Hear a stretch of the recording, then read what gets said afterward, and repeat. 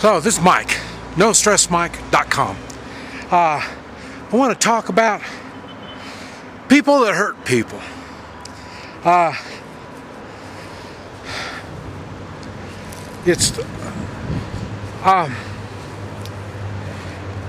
not sure.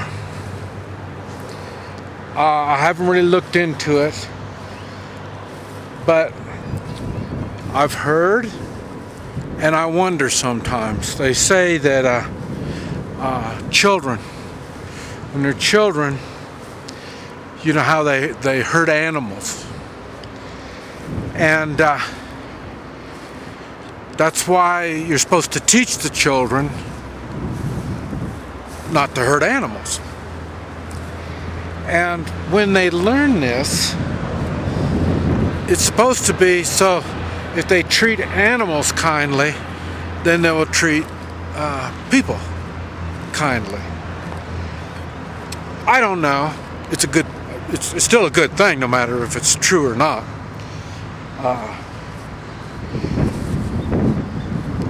We, as humans, we do have a responsibility, because we are supposed to be on the top part of the food chain.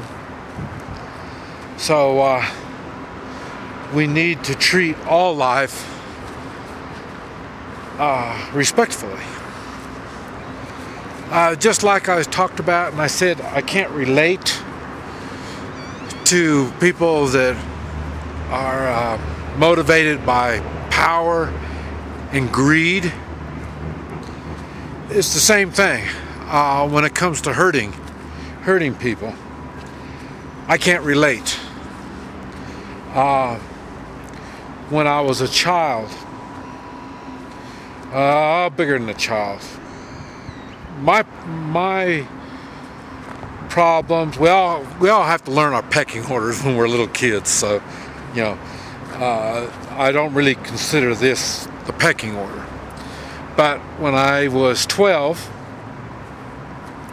went into junior high, and it got me out of the area. In grade school, it was local and everybody walked to school. And in junior high, they expanded. The school was much bigger, more students. They come from further distances. And matter of fact, where I went, I was at the very end of the distance, the school district. So it was an experience going to a bigger school. You always have this, you know, new people type of surroundings. Maybe that's why people don't like to travel so much. You know, they didn't learn people skills.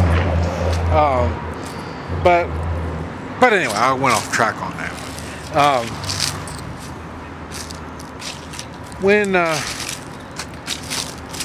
So I was in a bigger school, and I found people that were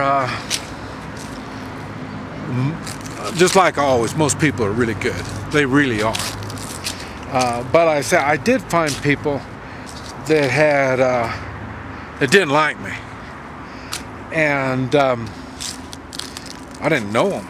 You know, I've never seen them before. But this was back in the racial days. And what I thought was odd is they were being taught hatred. They were being taught being mean and hurtful towards the other students. I'm not saying they were taught by the school. I'm not saying that. What I'm saying is the friends that these people were hanging around. I mean, they had hatred problems. I mean, they really had problems where they either couldn't or wouldn't get along with other people. And I'm not sure if that's where they learned the meanness and being bad and hurtful towards others, if that's where they learned it, from the friends, from the, of course the family's got something to do with it. And, either by allowing that type of attitude to persist, without correcting them, watching over what kind of friends these people have. So, the family does have something to do with it. But it's funny because I went into the Marine Corps at 18.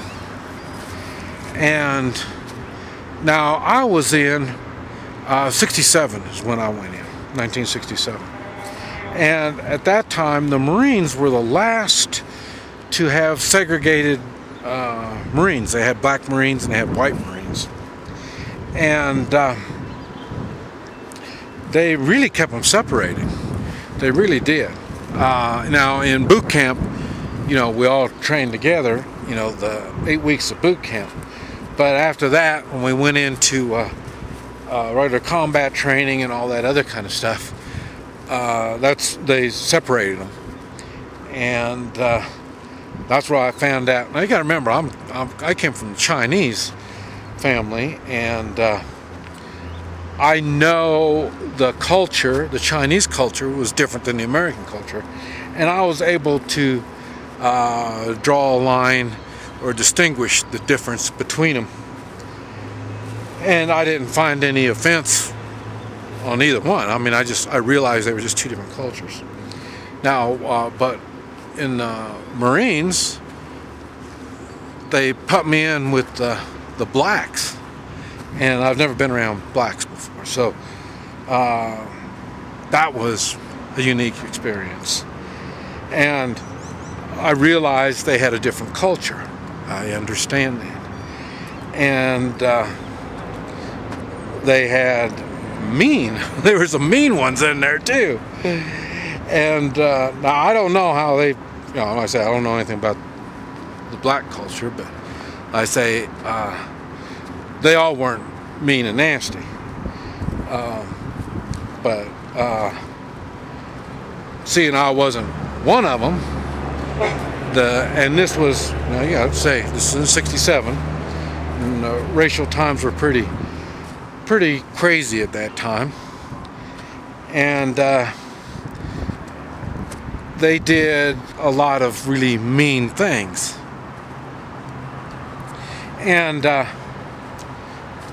I don't know if they did it to each other. I don't know, but I just know they did it to Chinamen. So, but and it's the same thing. Now in the Marines was a little different because we are taught to be mean, so, and hurtful at all levels. So it was really kind of a strange thing when you're being taught to do really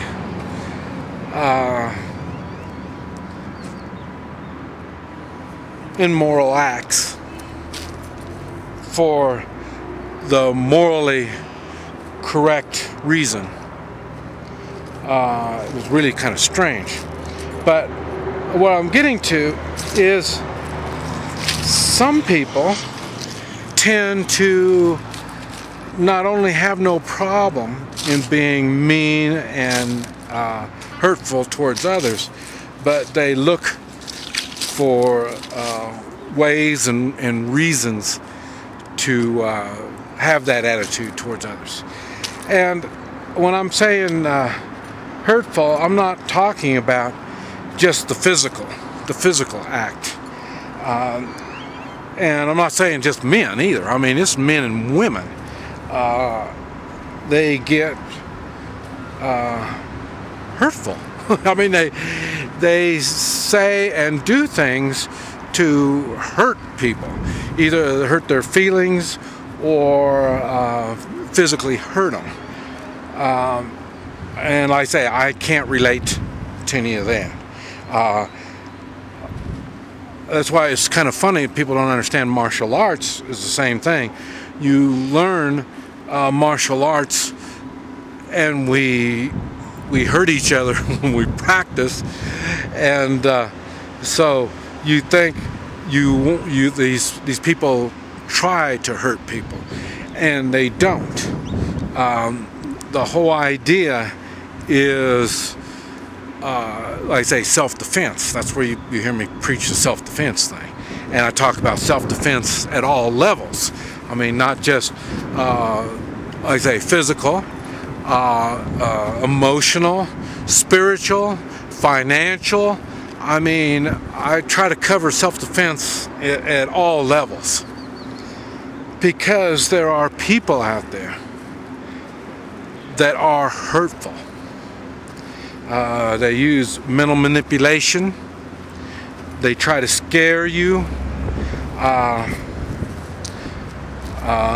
Boy, this is going to be a tough one, because I try to scare people. That's what I do. But I do it, and I think I do it pretty good. I scare people into opening their mind and motivating them to do something. Like I say, when I do my Hoi Chi, I find spots on the body. I explain to you why and how this stuff happens. It all makes perfectly good sense, and it's all under your control. So it's up to you to do something, and it motivates you. And when I'm doing that, I'm using physical and mental manipulation when I'm doing this. But like I say, there are people that use intimidation, the physical pain, that may or may not do this pain on you, and the idea is for intimidation. And so they're using the physical pain to intimidate you mentally. And these are all things that I don't understand. And I mean, I don't understand how the people would want to be hurtful towards others. But but all the videos I make kind of really talk about it, I guess, because I say they're doing it for money. Like if you're working for a company or something like that, sometimes people try to make you look bad, so then they look good, or they're just being hurtful. They're just being mean and nasty, and I don't understand that. It's the same thing I come across with police and military. Most of the time they're not mean and nasty and trying to intimidate you and stuff like that. But like I tell people, all it takes is once. I mean, you might have good experience after good experience. Well, that's great. But all it takes is one bad experience. And like down here, if it's one bad experience, you might find yourself in the jungle, and then they take you off back into the jungle and put the hurt on you. So what I'm saying is, you have to be prepared at all levels. And this, we're particularly talking about the hurt type level, the physical harm. And I try to tell my people to take some kind of martial arts class. It doesn't take too much. Like I tell people, I don't do that much stuff in the way of moves, but my moves, they're simple, and they're quick. In other words, I don't have to sit there and get on top of somebody and start beating on them. I mean, it's quick, and I say, I don't know that many moves. You don't need it. You're just defending yourself, and if you do the proper way of defending yourself, you know, whether it's just you know, a little bit or it's to the death, it doesn't make any difference, because if you do it properly, you won't have to do it again with that person. And so that's why you don't need to do all these moves. All these moves are for competition and it's for sport and stuff like that. So what you need to do is find a martial arts instructor that can give you some few classes. And it wouldn't even hurt if they were one-on-one classes. And but I'll tell you, it makes a difference. I talked about worth. When you have gold and silver and you have enough where you're comfortable in life, life is a whole lot different. You look at life different. The same thing applies with your spiritual beliefs. When you test your beliefs, you have confidence in your beliefs, you know your beliefs are good, you look at life a whole lot different. And it's the same thing when it comes to brute force. It doesn't matter how much you know, but when you have confidence in what you know, then you look at life a whole lot different. I say, even bandits, you know, when bandits, the only thing they have going for them is force and intimidation. And it is funny when the force and intimidation doesn't work, they're open to negotiation.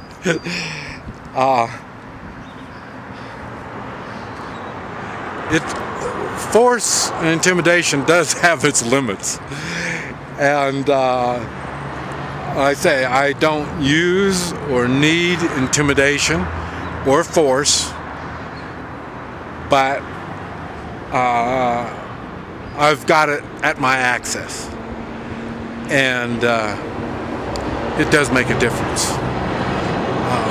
I believe, in my beliefs anyway, I have the moral obligation and responsibility of taking care of me. I can't take care of other people, but I can take care of me. And I've taken steps